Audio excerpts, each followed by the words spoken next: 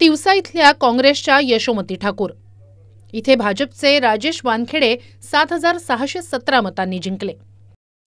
दक्षिण पश्चिम नागपूरचे काँग्रेसचे उमेदवार प्रफुल्ल गुडधे, इथे खुद्द मुख्यमंत्री देवेंद्र फडणवीस 39,710 मतांनी विजयी झालेत।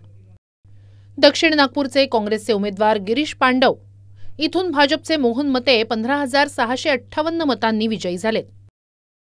चिमूरचे काँग्रेस उमेदवार सतीश वारजूकर, इथे भाजपचे बंटी भांगडिया 9,853 मतांनी जिंकलेत।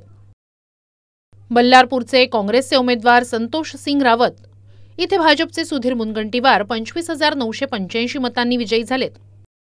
राजुरा विधानसभेचे काँग्रेसचे उमेदवार सुभाष धोटे, इथे भाजपचे देवराव भोंगले 3,054 मतांनी जिंकले। वर्धेचे काँग्रेसचे उमेदवार शेखर शेंडे, इथून पंकज भोयर 7,470 मतांनी जिंकलेत। आणि सिंदखेड राजाचे शरद पवारांच्या राष्ट्रवादीचे उमेदवार डॉक्टर राजेंद्र शिंगणे, इथून अजित पवारांच्या राष्ट्रवादीचे मनोज कायंदे 4,650 मतांनी विजयी झालेत।